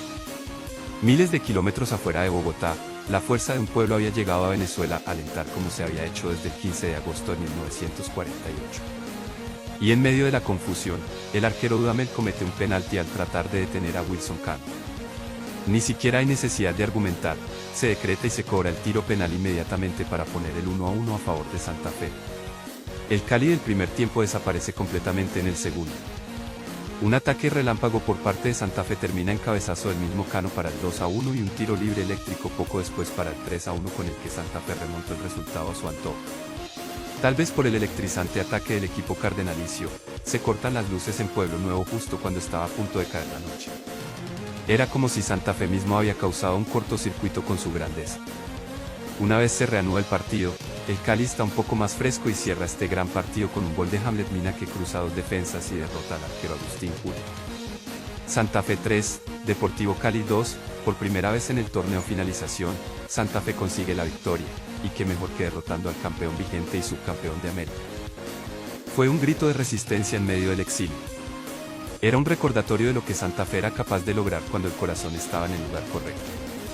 Era como si el espíritu de Santa Fe, que había sobrevivido a tantas adversidades desde su fundación, se rehusara a caer en el olvido. Al iniciar agosto, Santa Fe no solo recupera su estadio sino que asimismo es invitado a la Copa Merconorte, un torneo de tercer nivel en el cual participaban los mejores equipos de la zona norte de Sudamérica. Colombia, Ecuador, Perú, Venezuela y Bolivia, siendo Colombia el país con mayor cantidad de representantes. Casi nadie quedaba de aquel sueño continental de la Conmebol de 1996, e incluso con una cantidad enorme de deficiencias, Santa Fe arrasaría en la fase de grupos de esta copita de medio cuartillo. Empate ante Sporting Cristal en Lima, luego 4 victorias consecutivas, 3 en su glorioso Campín y una en el Olímpico Brígido Iriarte de Caracas. Ya completamente clasificado, el equipo cardenalicio deja escapar un par de puntos ante Emelec en Ecuador, puntos los cuales no servirían de nada gracias a la épica victoria por 3-2 de Caracas ante Sporting Cristal. Si me permiten, les contaré la epopeya del 1 de septiembre. Curiosamente, Santa Fe no volvería al Campín para la liga, sino para esta coqueta y simpática Merconorte. 1 de septiembre de 1999, Estadio El Campín de Bogotá. Caracas no estaba en grandes condiciones. A pesar de haberse consagrado campeón en 1997, el Rojo de Ávila había terminado el torneo de 1998 quinto y el torneo de 1999 antepenúltimo. A pesar de fungir como uno de los dos equipos más grandes de Venezuela, Caracas no se encontraba en un buen momento, y esto Santa Fe lo podía explotar a gusto. Así como contra Millonarios, el primer tiempo es tosco y aburrido, como permitiendo al Caracas acomodarse antes de atacar todos sus frentes. Incluso los primeros minutos del segundo tiempo pasan sin ningún apuro, dando indicios de un posible empate el cual beneficiaría enormemente a Caracas. Pero en espacio de apenas media hora, queda demostrado que rojo solo hay uno, sea en donde sea. A pesar de un penalti fallido, Santa Fe se pone arriba inmediatamente con Iván Velázquez, quien no solo pone el 1-0 sino que también asiste para un anulado 2-0, que igual termina llegando de todos modos de la mano de Milton Rodríguez. Finalmente, al 75, Ion Reino termina de pintar una obra maestra al deshacerse de dos defensas y liquidar tanto al arco como al arquero. Independiente Santa Fe 3, Caracas 0, y Santa Fe demostraba un dominio incomparable en esta simpática copita. De vuelta en Liga, Santa Fe sufre incontables veamenes, producto de su deficiencia en ataque. Después de la victoria ante Cali en agosto, Santa Fe no vuelve a ganar sino hasta el 6 de octubre, cuando el equipo cardenalicio consigue un sencillo 1-0 ante el recién nacido Deportivo Pasto. Es un equipo al que le falta todo, inestable deportiva, administrativa y económicamente. Es un milagro que siquiera estén jugando un partido de fútbol, incluso. La moral entre la hinchada solo se mantiene alta gracias a la naciente barra brava Guardia Albiroja Azul, que hace todo lo posible para hacer de los partidos de Santa Fe un espectáculo apropiado, incluso si los jugadores en cancha no parecen pensar igual. Después de otra victoria ante Huila, surgen derrotas escandalosas ante Junior, Medellín, América y peor aún, el Atlético Bucaramanga. No es sino hasta noviembre que Santa Fe vuelve a ganar, cosechando otro par de victorias ante Quindío y Unión Magdalena. La pesadilla por fin se acaba el 14 de noviembre, cuando Santa Fe pierde ante Millonarios por 3-0 y obtiene el derecho de irse a casa, a pesar de no merecerlo. 5 victorias, 8 empates y 9 derrotas. 23 puntos de 66 posibles para un rendimiento miserable del 33%. Una cantidad de puntos tan diminuta, que hace al 50% de puntos de inicios de año verse como un lujo. Vaya forma de acabar el siglo XXI y el segundo milenio. 25 años sin una liga, 14 años sin un título de ningún tipo. Pero aún quedaba la Copa Merconorte. El torneo, que inicialmente había sido visto como una distracción menor, ahora representaba la única posibilidad de darle algo a la hinchada en un año de interminables fracasos. Santa Fe, increíblemente, seguía vivo en esta competencia, listo para enfrentar a los mejores de la región norte de Sudamérica. Con toda la presión encima, la Copa Merconorte se convertiría en una batalla por el orgullo, un recordatorio de que, incluso en los momentos más oscuros, el rojo y blanco de Santa Fe nunca dejaba de latir. 9 de diciembre de 1999, Estadio El Campín de Bogotá. No era suficientes con los dos enfrentamientos por fase de grupos, Santa Fe tenía que nuevamente medir fuerzas con Caracas, esta vez por semifinales. La situación era exactamente igual a la de los partidos de primera fase, pero esta vez ambos equipos tenían mucho más que perder. Había sido una temporada difícil, había sido un año difícil, había sido una década difícil. Un año difícil, un sufrimiento muy difícil. Solo hay una palabra para definir el primer tiempo y es miedo. Miedo a quedar mal, miedo a una derrota temprana, miedo a quedarse nuevamente con las manos vacías. Ninguno de los equipos hace ataques serios, y los primeros 45 minutos se disipan como una vela en el viento. Y al inicio del segundo tiempo, miedo. Luis Enrique Vera lanza un remate infernal que liquida al arquero Julio y pone el 1-0 a favor de Caracas. Un resultado catastrófico, pero al final del día hasta esperable, pues ha sido un año muy difícil. Siempre es lo mismo con Santa Fe, siempre nos pone a sufrir. Esas son las palabras de algunos hinchas, quienes no habían vivido nada cercano a la gran perfección de los años 60 y 70. Y es que si alguien ve a Santa Fe desde 1976 en adelante, solo se puede imaginar un equipo tosco, duro, que lucha por sobrevivir y poco más, un equipo con una hinchada enorme que cada vez pierde más y más la esperanza, pero se aferra a ese amor innato que nos hace humanos. Pero incluso en este momento, en este año tan difícil, así como siempre, sale a surgir la perfección que hizo a Santa Fe grande. Minuto 87. Wilson Cano centra a Jeffrey Díaz, quien milagrosamente está habilitado. Y Díaz conecta de volea en su primer toque. Este año ha sido muy difícil, y por lo tanto la hinchada tiene que sentir aunque sea un poco de alivio. Independiente Santa Fe 1, Caracas 1. Poco antes de las 11 de la noche, Wilson Cano confirma la noticia que pocos escuchaban esperar pero que llena de esperanza a todo un pueblo. Por penales y con un marcador de 5-4, Independiente Santa Fe es finalista de la Copa Merconorte. Un gol en fuera de lugar del Tigre Castillo forzaría una tanda de penaltis en la que Santa Fe perdería la Copa Merconorte ante América, y con ello se acababa la infernal década de los 90 y el siglo XX. Desde su fundación en 1941, Santa Fe tuvo una que otra crisis, pero siempre surgía avante poco después. A pesar de casi extinguirse en 1951, el equipo logró formar una nómina de super primer nivel en 1953. Lo mismo pasaría en 1954 e incluso en 1971, en donde Santa Fe milagrosamente saldría campeón a pesar de estar en una destructiva crisis económica. Pero todo cambiaría el día 29 de julio de 1976, día en el que Alfonso Cañón Rincón demandaría a Santa Fe por una injusta terminación de contrato. Después de más de 500 partidos y de haber servido a Santa Fe por 12 años, una injusta cúpula directiva sacaba su mayor orgullo por la puerta de atrás como un perro. Y es como si esto hubiese provocado la peor de las maldiciones. Santa Fe dejó de ser campeón, como si se le hubiese olvidado. Primero dejó de ser favorito, luego dejó de ser finalista, y luego dejó de ser animado. Uno de los equipos más grandes de Colombia perdió una de sus dos almas, Santa Fe dejó de ser perfecto. La que quedaba entonces era su segunda alma, la pura resiliencia. Después de 1999, Santa Fe llegaría a ser finalista 3 veces consecutivas, en 2000, 2001 y 2002, y en ninguna vez lograría obtener el título, luego entraría en ley de quiebra en 2004, perdería la final en 2005, quedaría último en 2007, y demás catástrofes las cuales no se podían explicar de ninguna forma racional o natural. El final del siglo XX no fue el final de Santa Fe, aunque lo pareciera. A pesar de todas las adversidades, el club siguió luchando. El rojo y blanco no se rendiría jamás, porque su esencia estaba en eso, en ser un equipo humano, imperfecto, pero eternamente resiliente. Las décadas siguientes traerían nuevas caídas, pero también el ansiado retorno a la gloria. En su momento, el equipo demostraría que las maldiciones no son eternas y que los clubes grandes, aunque caigan, nunca se quedan en el suelo para siempre.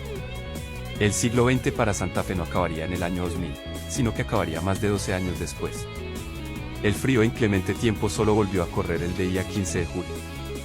Después de una larga y emocional reconciliación y reencuentro con los héroes de 1975, en especial con Cañón, finalmente se cerraría el episodio más oscuro, pero enternecedor de la historia de Independiente Santa Fe. Después de 37 años, Santa Fe era campeón. El milenio acabó el 31 de diciembre de 1999, pero el milenio rojo, el milenio de Independiente Santa Fe, no acabaría sino hasta el 15 de julio de 2012. A veces los pequeños errores se pagan caro. Con Atlético Nacional obteniendo su séptimo título en 1999, Santa Fe caía aún más en el ranking de equipos campeones. El equipo llevaba casi 10 años sin de verdad pararse en cancha para obtener el título. En el año 2000 se cumplirían 25 años desde la última liga santafereña. Afortunadamente, el formato cambiaría a uno que era perfecto para las aspiraciones del club y su hinchada. Se jugarían 2 rondas de todos contra todos, de las cuales saldrían 4 clasificados para un cuadrangular final. Sencillo y conciso, pero también bastante difícil. Llegaba a la dirección técnica Fernando Castro, y al campo de juego llegaban Leonel Rocco, Edison Mafla y Jair Benítez. Con estos elementos en juego, Santa Fe se preparaba para afrontar el desafío con determinación y ansias de redención. El ambiente vibraba con expectación y el corazón de la hinchada latía al compás de la ilusión renovada. La lucha por el título se presentaba como una travesía intensa, donde cada partido sería una prueba de fuego y cada punto ganado acercaría al equipo al anhelado campeonato. En este escenario de reinvención, los pequeños errores se tornaban lecciones aprendidas, y Santa Fe se preparaba para escribir un nuevo capítulo en su historia gloriosa. La década de los 2000 se presentaba como el escenario propicio para el renacer del Expreso, un renacer que se forjaría con determinación, talento y el inquebrantable apoyo de su apasionada hinchada. El torneo Apertura sería un enredo total. Santa Fe empieza perdiendo miserablemente por 5-2 ante Deportes Tolima en el Campín para luego perder 1-0 contra Deportivo Cali. De ahí, la modorra se sacude un poco al vencer a Deportivo Pasto y Envigado, pero al mismo tiempo se vuelve a perder contra Real Cartagena e Independiente Medellín. A pesar de que los resultados de visitantes son decentes, el rendimiento del equipo en su propio estadio es lamentable, lo que hace que Santa Fe llegue a la mitad del torneo Apertura con apenas 13 puntos de 33 posibles, aunque con Leider Preciado consolidándose como el goleador del torneo. Tan grande es la influencia de Preciado, que la segunda mitad del torneo es bastante más fructífera gracias a su incansable talento. Una victoria incalculable por 4-3 ante el Deportivo Cali en el Pascual Guerrero, luego una victoria ante Independiente Medellín y empates puntuales ante Millonarios, Real Cartagena y Deportes Quindío preparan a Santa Fe para la última fecha, en la que se batirá en duelo con el subcampeón vigente, América de Cali. En la última fecha del torneo Apertura, Independiente Santa Fe se encontraba frente a un desafío monumental. A pesar de la irregularidad en las primeras jornadas, el equipo había experimentado una mejoría significativa en la segunda mitad del torneo, guiado por la brillante actuación de su joven goleador, Leider Calimeño Preciado. El enfrentamiento contra el subcampeón América representaba un cierre adecuado para la campaña, así como también una oportunidad para demostrar la verdadera capacidad del equipo cardenal. La historia estaba a punto de escribirse en el verde césped del estadio Nemesio Camacho. Desde el pitido inicial, la intensidad del partido era palpable. Santa Fe, respaldado por su ruidosa hinchada, buscaba cerrar el torneo con una victoria que dejara una marca imborrable. El duelo en el mediocampo era feroz, con cada pase y cada regate resonando como un acorde en una sinfonía futbolística. Leider Preciado, el artillero incansable, se erigía como la fuerza motriz del equipo, desafiando a la defensa rival con su destreza y ambición. Los minutos transcurrían con una tensión creciente, y cada ocasión de gol era recibida con aliento contenido y suspiros de anticipación en las gradas. A medida que el reloj avanzaba, Santa Fe desplegaba su mejor versión, conectando pases precisos y ejerciendo presión sobre el arco contrario. El delincuencial Diablo era incapaz de detener la acometida del máximo rojo del país. Ni siquiera un ridículo penal impide que se manifieste la sagrada voluntad de Santa Fe. Santa Fe destruye al equipo criminal de Colombia por 4-1, terminando el torneo Apertura a 2 puntos de la clasificación. En la segunda parte del torneo, Santa Fe se erige como un torbellino imparable. Derrotas anteriores quedan en el olvido mientras el equipo muestra su verdadera furia en el campo. Deportes Quindío, Deportivo Cali, Independiente Medellín y Tolima caen uno tras otro ante el imponente juego de León. Incluso frente a Real Cartagena y Junior, Santa Fe se mantiene firme, arrancando empates que refuerzan su posición en la competencia. Aunque tropiezos ante Pasto y Envigado intentan anular el camino, Santa Fe no se amilana. De manera magistral, el equipo se recompone y responde con una demostración avasalladora al destruir a Bucaramanga por 5-1. Cada victoria no solo es un logro en el marcador, sino también una afirmación de la fortaleza y determinación de Santa Fe. En cada partido, la afición santafereña vibra con cada gol, celebrando la sublime conexión entre el equipo y su hinchada. La resiliencia del León se manifiesta en cada ataque, en cada jugada maestra que despierta la pasión y el orgullo de aquellos que llevan el rojo y blanco en sus corazones. 4 victorias y un empate suben a Santa Fe a las primeras posiciones, dejando todo en bandeja para el duelo de la fecha 19 ante Deportes Quindío. Con 3 fechas de anticipación puede Santa Fe clasificarse a la siguiente ronda. En un partido que se presentaba engorroso y complicado, Santa Fe exhibiría todo su potencial en un lapso de 10 minutos que quedarían grabados en la memoria de los aficionados. Fue una exhibición de furia incomparable, una demostración de la determinación y el espíritu indomable del León. Fue en los minutos 73, 80 y 86 que la obra maestra se gestó, con Vladimir Ambuila y Gabriel García como protagonistas. En una explosión de juego coordinado, Santa Fe desató su furor en el campo de juego, superando a sus oponentes con una combinación de habilidad, estrategia y corazón. El estadio resonaba con los cánticos de la hinchada, que celebraba cada gol como un tributo a la grandeza del equipo. Con este triunfo por 3-0, Santa Fe selló su regreso al cuadrangular final, marcando un hito significativo al alcanzar esta etapa crucial por primera vez desde 1991. El rugido del León resonó en todo el país, y la afición santafereña se regocijó con el retorno triunfal de su equipo a la élite del fútbol colombiano. El camino hacia la gloria apenas comenzaba, pero este triunfo resonaba como un claro mensaje. Santa Fe estaba de vuelta y dispuesto a conquistar los desafíos que se interpusieran en su camino hacia la cima. Aunque no todo era excelencia, en la última fecha, ocurrió un error fundamental. Santa Fe tenía que enfrentarse a América. En caso de ganar, el equipo clasificaría inmediatamente a la Copa Libertadores. Santa Fe en cambio perdería, relegándose al segundo puesto del torneo. A pesar de que esta derrota no afectaba la clasificación al cuadrangular, el hecho de perder la clasificación a Copa podía ser un error que costaba caro. El León seguía rugiendo con fuerza, y la determinación de alcanzar la gloria estaba más viva que nunca.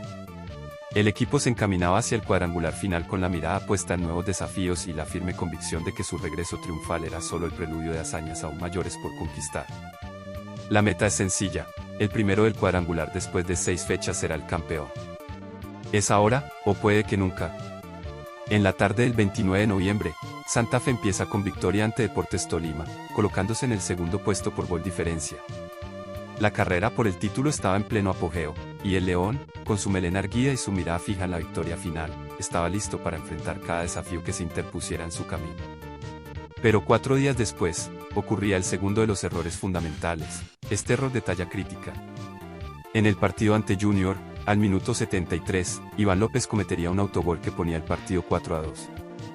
A pesar del gol a último minuto de Ambuila, el partido terminaría 4-3, y Santa Fe perdería la oportunidad de ponerse en el primer lugar temprano en el cuadrangular.